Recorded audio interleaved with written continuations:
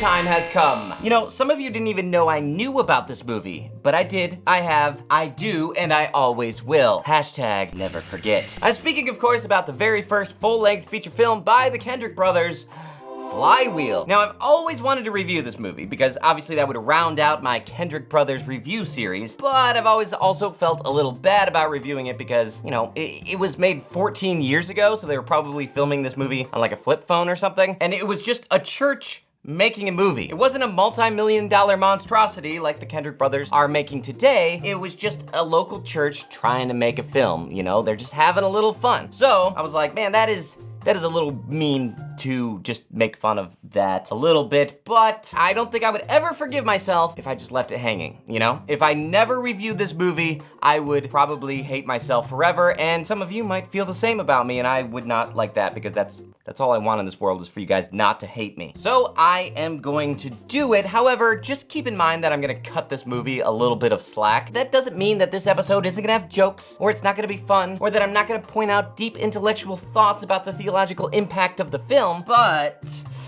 I don't want to be too mean to it, you know? I just don't want to punch down. Okay, great. So with all of that out of the way, let's go ahead and jump right into it. Grab your popcorn or your flywheels or whatever it is that you want to grab. Get ready for my movie night review of Flywheel. All right, so the movie starts off with a really, really great intro, complete with a rocking soundtrack and incredible graphic design. Like, I really think that the kid who runs the PowerPoint presentation for praise and worship on Sunday morning for their church stayed up all night putting this thing together.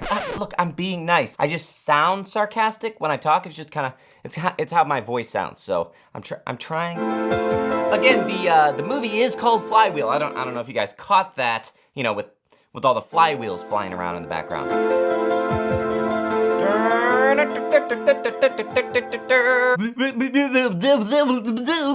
That's all, folks. Oh, so we're going to start with the classic Kendrick Brothers field moment. Interesting choice. Not wasting any time. Wish I could say the same about me, but I watched this movie, so I'm not afraid of wasting some time. All right, and now we've got a kid, coloring on his bed. Is he drawing a picture of McGee here? All right, so the movie kicks off with Alex Kendrick getting a new car, which I assume is a really nice one, maybe a rare one. I'm not sure about this particular car, but I bet it's great. I'm looking forward to chitty chitty bang bang style shenanigans going on throughout the course of this movie. Yes, this is how I will kill my parents. You know, I actually think it's a pretty bold, creative choice to film the entire movie in the style of a used car salesman commercial. I guess this is before they knew about 24 frames per second. Hey, what are you guys doing? You're filming a movie or something? He knows he won't be able to fit in that car. Oh, great. This guy, again, the funny guy. 1958 Triumph TR3, two-door coupe. 4 on the floor, twin carburetor, electric oak. I buy these cars because they really make me mad. How's it run? It don't. At least not yet. That's what this man is for. He's gonna push it while I steer. I don't restore classic cars. Nah, Max, you've worked miracles. Just like Just for Men did for my goatee. So it turns out that our Kendrick friend, I think his name is Jay, he is a used car salesman. It's a good car, clean interior, good stereo. 4 wheels. Low mileage for an 88 Honda. Oh, cool. I used to have that exact car in 2004, I think is when I bought it. However, mine was red, and it was the hatchback version, so it looked a little bit cooler. Just a little fun piece of information for you guys at home. What about the back end here? Has it ever been wrecked? No, I don't think so. You said you like the way it drives. Yeah, that's one of the features I like to have in a car. I think I'll take it. That's my man. We can do the paperwork real quick. You can be showing it off to your girlfriend inside half an hour. I don't have a girlfriend. How could you not have a girlfriend? With khaki pants and a goatee, you gotta have the ladies falling all over you. Ah yes, the classic filling out the paperwork scene. Finally got a smart buyer for that beautiful Accord. Wow, that's a great car. Thanks. I swear, that's a really, really awesome car. You're not getting ripped off or anything. So fill this form out. Just sign there, fill that out. This could have been cut out of this 2-hour-long movie. I don't mean to be rude, but what is this? It's a movie we're filming. It's with our church. Don't worry about it. You'll love it. Your friends will love you in it. I'm sorry, I'm just a little leery. All your employees are like looking at me and shaking their heads. Am I buying the right car here? You just made $3,000 off that car? Holy crap! I bought that car for like $900 in 2004. Yeah, I guess he is overcharging a little bit. And we find out that Jay is being pretty dishonest with his customers. You tell him it was wrecked? Man, You are slicker than snot on an ice rink. Remind me to tell my friends to never buy a car from this place. All right, shut up and go sell a car. But then Jay's family comes to visit. How y'all doing? Hey, Bernie, Vince. We're doing good. How are you? How was your weekend, Bernie? J. Austin Motors. What are y'all up to today? We're just out running some errands. We thought we'd stop by and see what Jay needed. Stop yelling in the background. Don't you see he's on the phone? Have you all eaten yet? I just ate, and Bernie, he's always eating. I think these guys have eaten plenty. Dad? No, you. Talk to the hand, son. See you, Judy. See you, Todd. Have fun in the wild blue yonder. Oh, things are starting to get really ramped up when we find out that Jay is indifferent about what he wants for lunch. Jay, what do you want for lunch? I don't care. Just grab something. Riveting!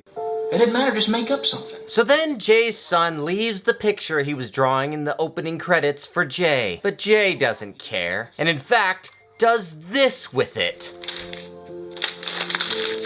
Just don't get pulled over this time, right? Now we know he's a bad person. Despite the fact that outside of his really forced moments of meanness, he basically acts like every other deacon at your local Baptist church. Still, he's a bad guy. You get that, right? Because look at this really jerk thing that he did. Vince, you gotta go get him. I'm not just standing here. I'm also eating.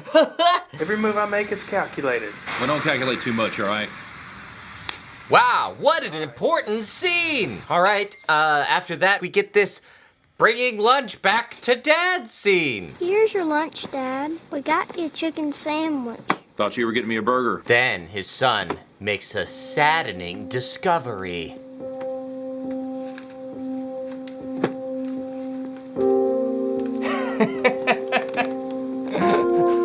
Aww. Tell your mom I'll be home at 5. And don't pee in that trash can again. Okay, stare, blink a lot. All right, look down. Okay, perfect. Wait, hold it. Okay, look back up slowly. Great. Okay, turn and walk out of the room. And go.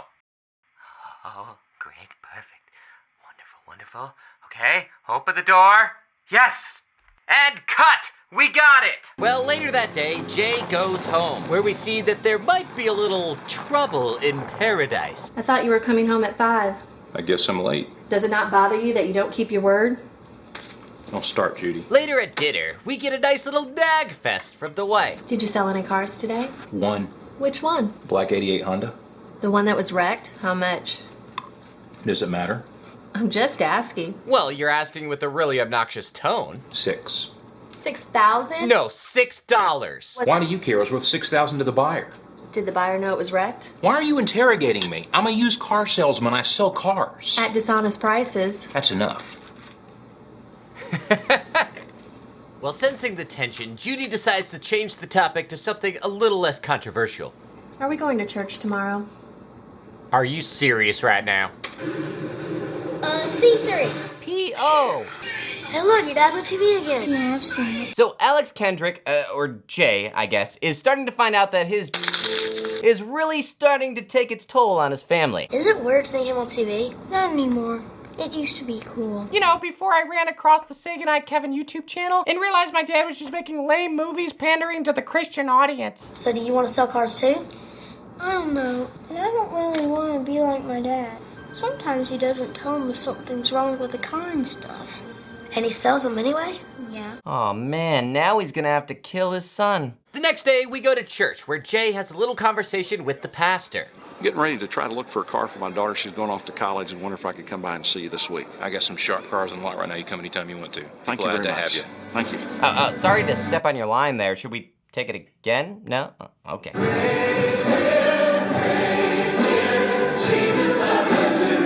So for the uninitiated, this is the most Southern Baptist Sunday morning you will ever see. Really bringing back some memories. Oh, and these are what they call back row Baptists in their natural habitat. Wow, what a jerk. Can you believe this guy? Filming a movie in the middle of church? And if you thought that was shameless, look what he does right here with the offering.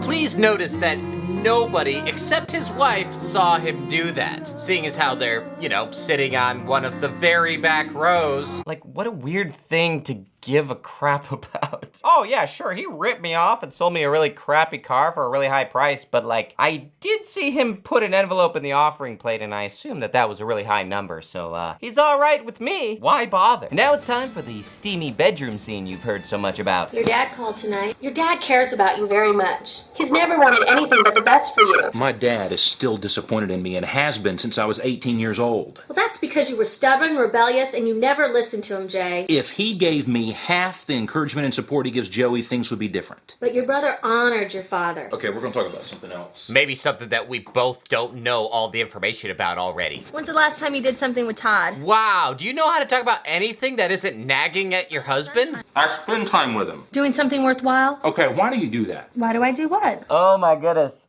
Ooh, she is hard to deal with. No wonder their marriage is falling apart. The next day, Jay checks in on that car that he bought, remember? Still working on this thing, huh? Well, I'm wondering if I made a mistake. Give me a little longer.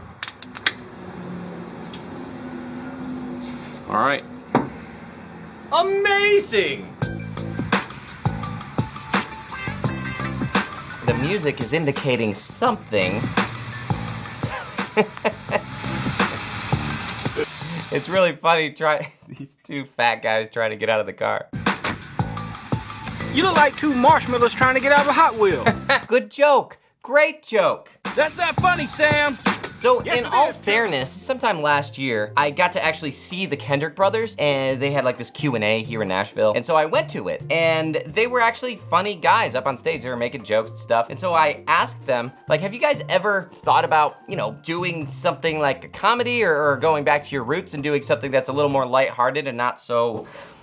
And they were like, you know, we would really love to do something like that. You know, we've got scripts, we've got ideas, but the Lord just hasn't asked us to do that. He's asking us to do this other stuff. And it just got me thinking, like, why would the Lord do that? I don't really understand the Lord's plan here. Why would he ask them to not be funny anymore? Anyway, the pastor of the church comes to buy a car. Well, a good rever came after all. Tell me what I can do for you. Well, I'm looking for a car for my daughter. She's our last one, and I really want to keep this one alive this time. I'm just trying to find a good buy for her. Well, let me commit to giving you a good deal. Now, you really think he's gonna stiff a minister? $20 says he will. You're on. Jay, tell me about this Camry. You know, if he really wanted to be a follower of Jesus, he would do like the disciples did in Acts 2:1 and get an Accord. Camry's a good car. It's one of the most reliable on the road. You know, he's not wrong. I mean, these Camrys are solid cars. I had one of these as well. I think it had about 300,000 miles on it, at least. So, he is right. I've always liked the storage space in the Camry, dual airbags. It's done real well in safety tests. You've got $8,500 in this car. If you want it, I'll give it to you for He's now. so believable as a used car salesman that I feel like I want to buy the car. Give me the forms for the gold Camry. Is he buying it? I always take my car to a mechanic to look at it before I buy it. And then they could say, you know, this car, it's been in a wreck. You probably shouldn't buy it. Besides, if he's living in this small town, have people not realized that he's selling crappy cars? How long has he been there? People are just like, I don't know, he goes to our church, it must be fine. I'll just go buy from him again, even though the last car I bought from him and every car that anybody else around me has bought from him, they've broken down. But you know what? I don't care. I'm just gonna buy from him. At some point, this has to be the customer's fault. Right? Reverend, you bought a good car. Thank you. I'm sure I did. I know Lindsay will enjoy driving it. Well, she better. She will. Thank you very much. Thank you, sir. Let me walk out with you. Okay? You know, for being such a notorious jerk about cars, he really seems to be treating this pastor pretty well. Now we find out what happens with that dumb bet that these two idiots made. Good night. Pay up, baby. I won. You didn't say it's up for 9. You said 8. Which is closer than you were. No, we didn't say whoever's closest. You said it's up for 8. I said it would stiff him, and he did. I'm not paying you a dime. Let's see what he did say. Now, you really think he's gonna stiff a minister? $20 says he will. You're on. Yeah, that fat guy owes him 20 bucks. But before the pastor leaves, he does something that changes Jay's life forever. Well, I'd like to pray and ask God to bless you in your business. All right, skip to the important part. And Lord, I ask that you treat Jay just like he treated me today in this deal. It's in your Now that's funny. Ah, geez, I get a little sad thinking about what happened to these guys. Now there's the man. Why aren't you guys always eating? I didn't think you had it in you, Jay. What's that? The ability to stiff a minister. Oh, excuse me, St. Bernard. I guess you've ripped off more naive ladies than anyone else in Albany. That old lady last week is probably an honorable woman. Husband probably served in the military. Or the ministry. Well, what's the difference? Am I right? But then Jay gets a disturbing phone call about his financial situation. Mr. Austin. Hey, I'm calling from the pastor's office. I'm showing that you're over a month behind on your mortgage payment. If you don't catch up your payments by the end of next month, we'll come get your cars and close you down. Ah, see? Perfect. That's what happens when you rip people off. The invisible hand of the market is working things out. It's a pizza phone? That night we get more nagging from Jay's wife. Todd, come to the table right now. He's probably washing his hands. We've got glue and paint all over the place. Glue and paint. We just finished paying for that carpet. I want to do whatever it takes to keep it clean. You stop worrying about your precious carpet. Nothing's going to happen to it. Should I not be concerned about a $4,000 investment? Dear God, thank you for this food, your blessings, and the precious carpet we're allowed to walk on. May it serve us well in the years to come and be a beacon of hope to all those who live in the house after we're gone. Wow, that was pretty passive-aggressive. Did Reverend Michaels come by to see you today? He did. And And he bought a car. you gave him a good deal, right? You know, because he's Christian. It's a good deal. What did you charge him? $9,000. And what did you get it for? $6,500. That doesn't sound like a deal. It was a deal for me. Oh, great. So now you're ripping off ministers. Now, she doesn't know that he's ripping off the pastor. It could be that he ripped off the guy he bought the car from. Maybe he bought the car for next to nothing, and he bought it for less than it was worth. I want you to shut up now. The next time you open your mouth, you only open it to eat. Do you understand me? Now drink your beer and eat your pizza cereal. Well, that night, Jay is flipping through channels.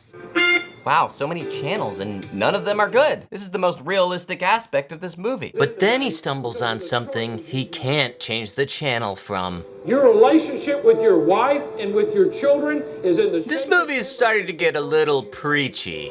You're in financial bondage today because of the choices you've made. You're gonna lose your car dealership because of the choices you've made.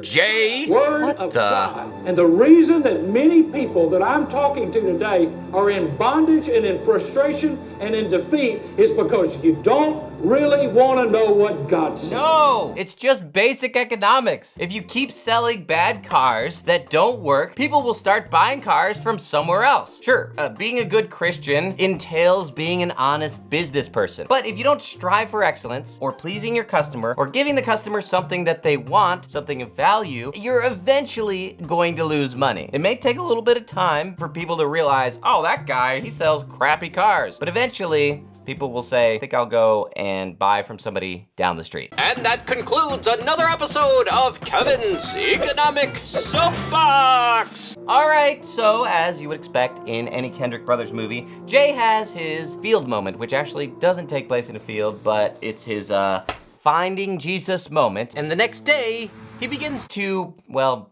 push that on everybody else. I'd like to get it. I just don't know about the monthly payments. Hey, if you tell me you want this car, I will bend over backwards to make it happen for you. And believe me, bending over backwards is not an easy task for me to do. Okay. I mean, I guess I should take advantage of this great sale. You shouldn't have done that, Bernie. Shouldn't have done what? Someone's going to figure out she got overcharged $4,000 on this deal and make an issue out of it. I just made a week's profit and I'm getting slammed for it? Bernie, it's not the profit, it's the way you got it. You know, Jay, I just feel like this is probably not the way to go about all of this. So when Jay Austin pulls in a few $1,000s, it's good business. But when Bernie Myers does it to help the team out, it's ripping people off? You grossly manipulated her. You taught me how! Like, yeah, he's making good points, but by kind of pushing this on these guys, he's being just as much of a jerk, just not with them. I don't know what kind of game this is, but you've got different rules for yourself.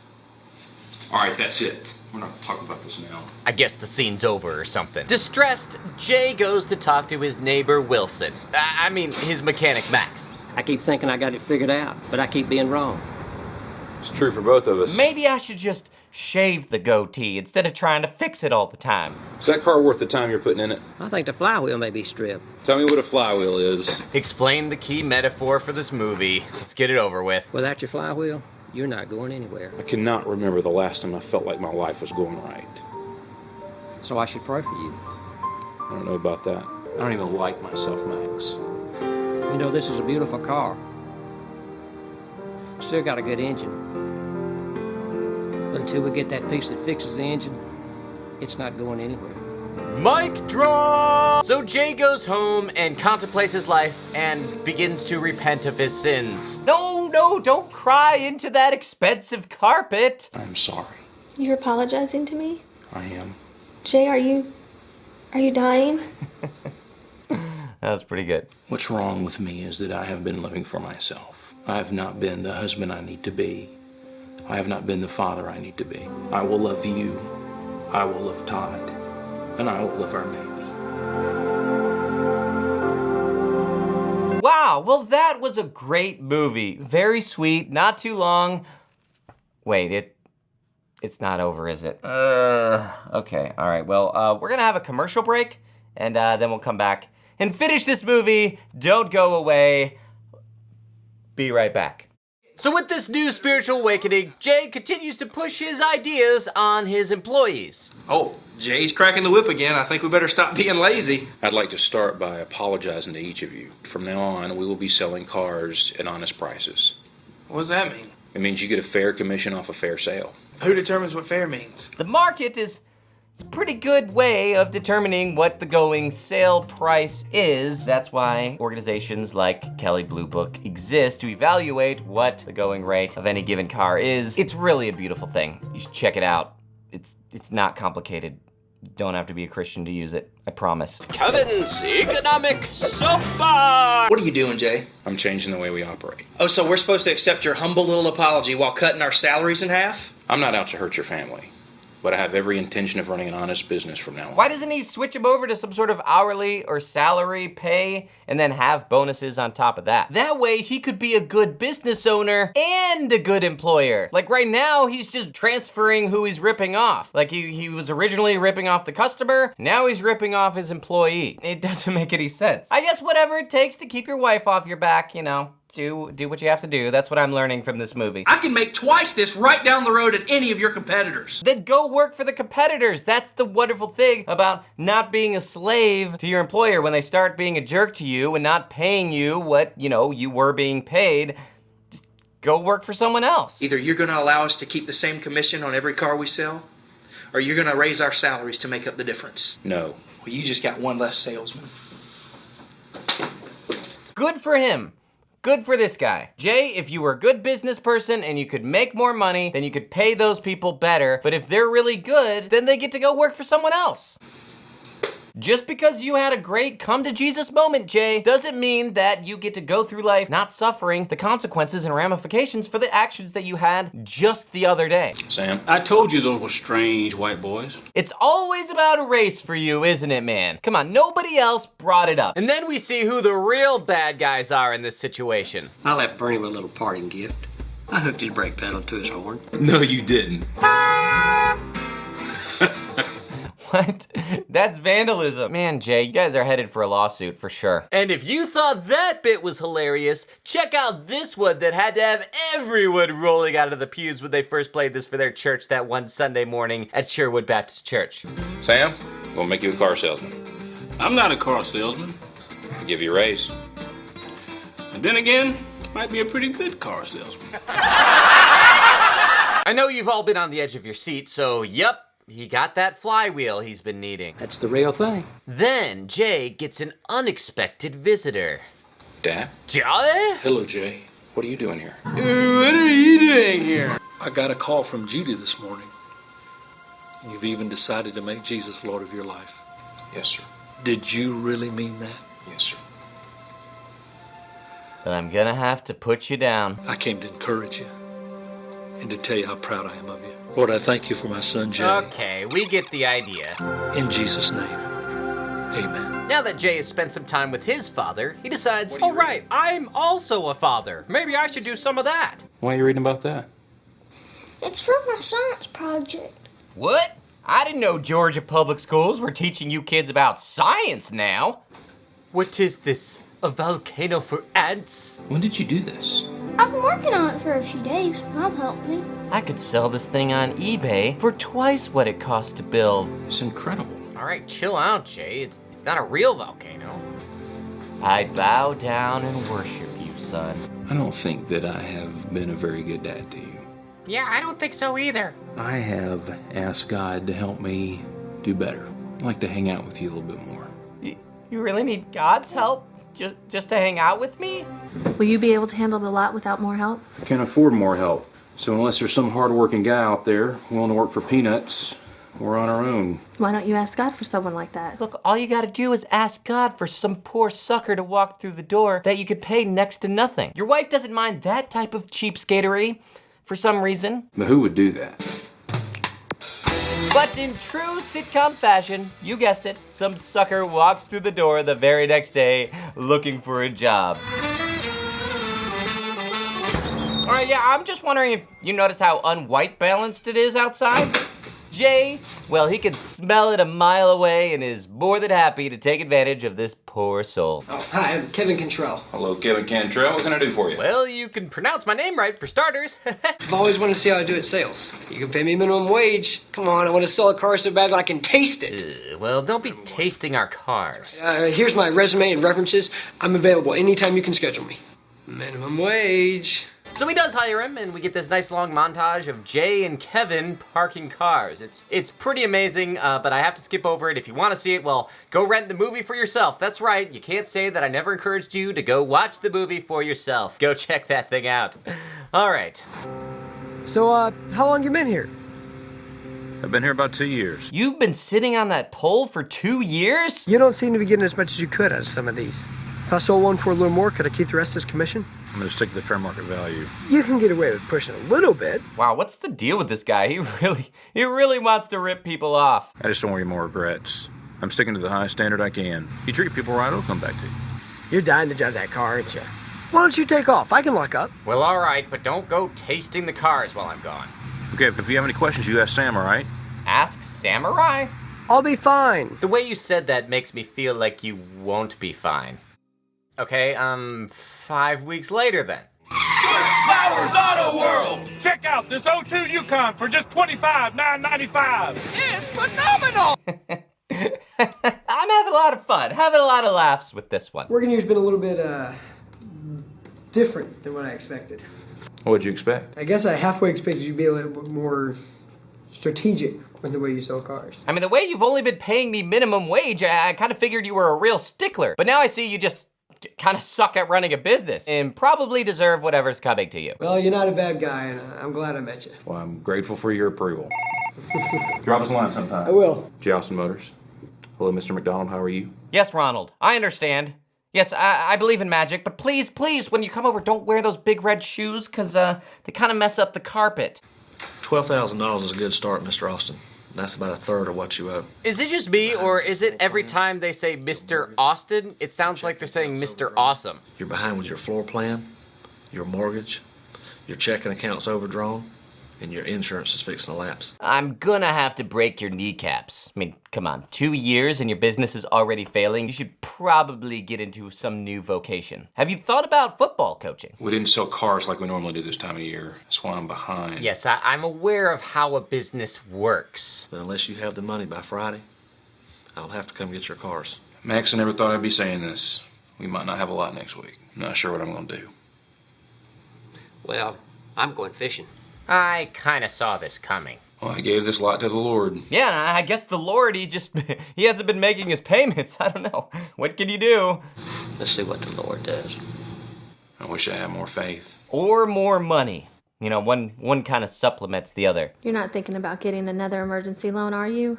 No. Dave Ramsey wouldn't approve. If I have to change jobs, I'd want to do it in a more honorable way, instead of getting kicked out because I couldn't pay my debts.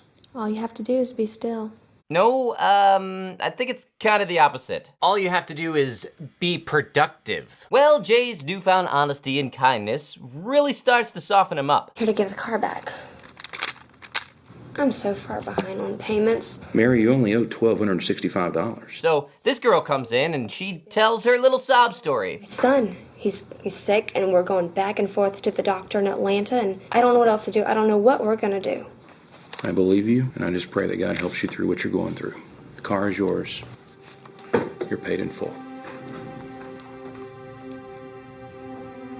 Besides, when I sold you that car, I was going through my ripping off everyone phase. I probably overcharged you way more than $1,200. So Jay continues to run his shop in an honest way, but it isn't enough to keep it from falling apart. However, one night, something completely unexpected, almost too perfectly contrived happens. How much do we really know about buying a used car? That's right, some more happenstance from Jay's potentially magical TV. For the last 6 weeks, NBS Nightly News has conducted an undercover investigation into the used car business. So they show some footage of several used car dealerships that are just totally ripping people off. No, Bud got this lady to pay $16,000 for a Cadillac that we just got for $5,000. 16? But then we see some undercover footage of a familiar face. Speaking of cars, I wanted to ask you.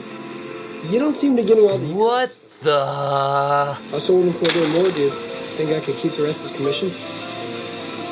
Kevin, I don't want to go that route.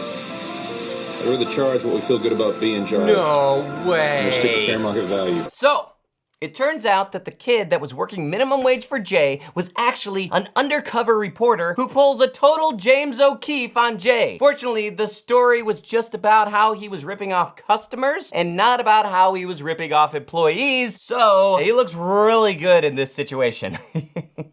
He really dodges a bullet on this one. You treat people right, it'll come back to you. That's a good philosophy, and one that he apparently lives by. In 6 weeks, the profit averaged out at $1,500 per car, an amount considered completely acceptable. Considered completely acceptable. By who? Oh, well, the morality police, of course. You know, we don't mind if somebody makes a profit, but not too much of a profit. And we'll be the ones to decide how much is too much. And whereas he may not be rolling in the dough, but he definitely has some former employees who we suspect are made of dough. His honesty comes as a refreshing reminder to treat others as you want to be treated. Oh, the non-aggression principle, yeah. Delight yourself in the Lord, and He will give you the desires Shut of... up, woman! Then, the next day, Jay's parking lot is packed with customers who saw the news report and want to buy a car from him, Mr. Honesty. Are you all here to buy cars? Yeah. I am. I ain't buying a car nowhere else. I've got 30 people outside waiting to buy a car right now. Did you say 30? 30. Then we get this uplifting car selling montage, blah-de-de-blah. Miles, 120. Highway? Some. Wrecked? No. Smoker? No. Cruise? Yes. Price? 8. 7. 7.5. Done. I like the way you deal. Thanks, brother. $38,415. I can afford just for men again. Mr. McDonald? Yes. How are you doing? Hi, how are you? I'm doing fine. I see you're out of the clown makeup. We had a real good day today. You know I'm gonna need to cash this and make sure this is not a fake check. Right. Do you trust used car salesmen? They don't always have great reputations, but one here in Albany is earning respect.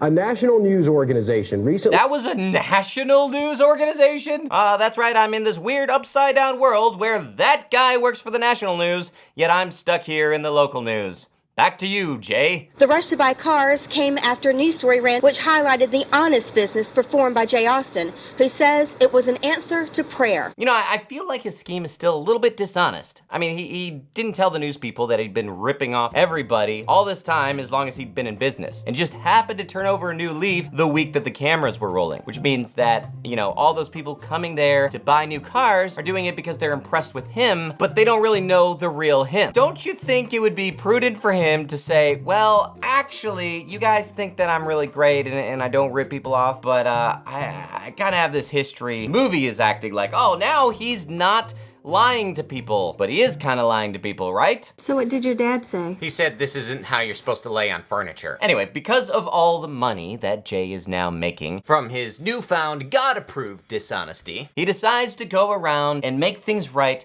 with all the people that he'd ripped off in the past. A la My Name is Earl style. And fortunately, he's made the exact amount he needs in order to pay those people back. No way. What do you need? A big neon sign above your head that reads, "This is a sign from God"? It's a miracle. A true miracle in script writing. You can't make this stuff up other than it's, you know, it was made up. Jay Austin, you gave this lot to God and He's gonna run it the right way. And it looks like it means repaying all the people you ripped off. I can't believe what I'm about to do. You would not believe how easy this has been. People have been blown away when I come to see them. We should start a business where we just give people money. It's been incredible. One girl thinks she still won a contest.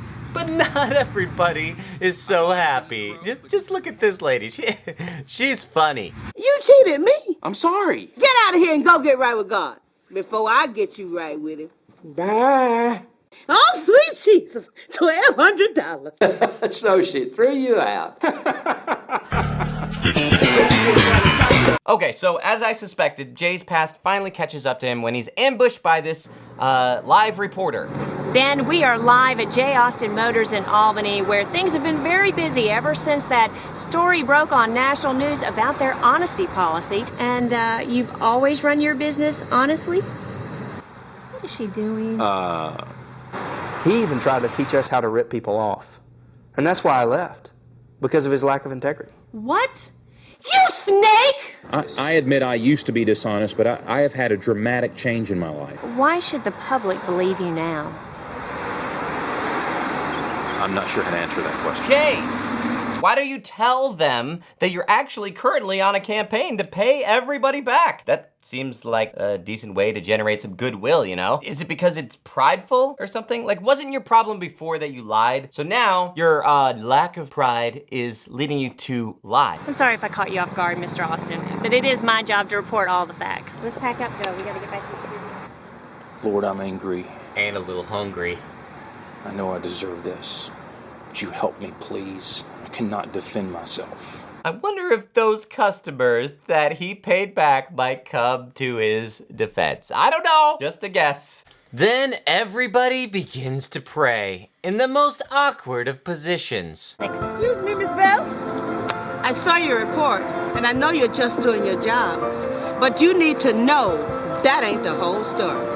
That's right. God begins to move in the hearts of the former customers. There's another side to the story about used car dealer Jay Austin. After our report on Jay Austin just a half hour ago, these customers showed up at the lot with yet another side of the story.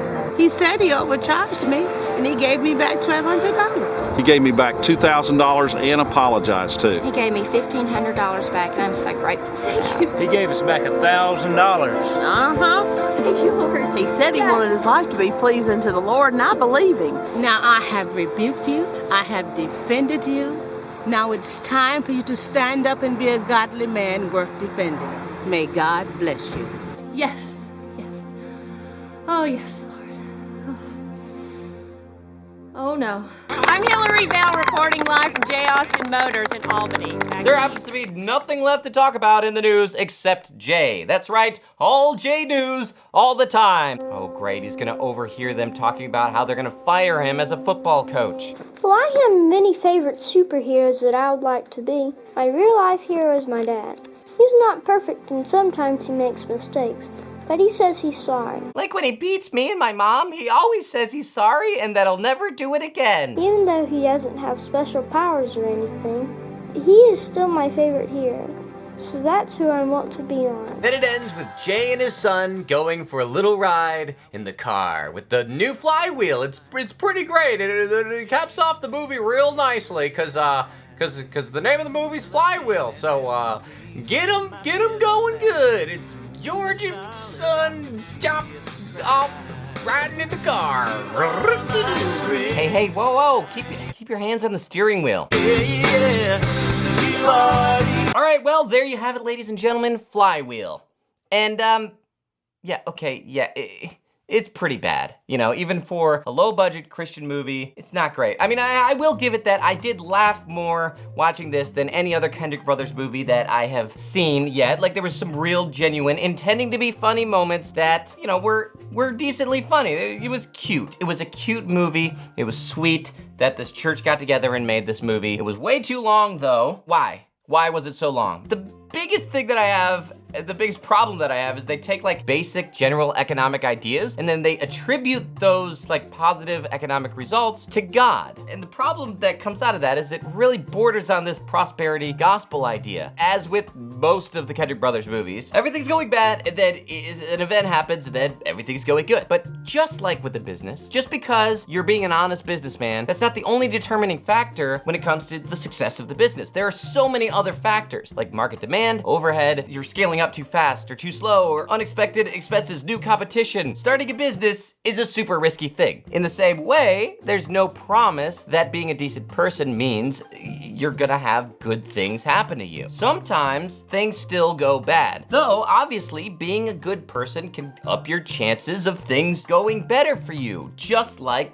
being a good businessman can up your chances of your business succeeding, simply because you're gonna generate goodwill and good community with other people. Anyway, it was really interesting to see where it all began, where the Kendrick Brothers got their start. I'm sure that the movie was a blast for everybody involved. It's cute and it's charming. I don't think the message is really great, but it is what it is. I'm glad that I saw the movie. I'm glad I saw it once. I don't think that I'll be watching it again.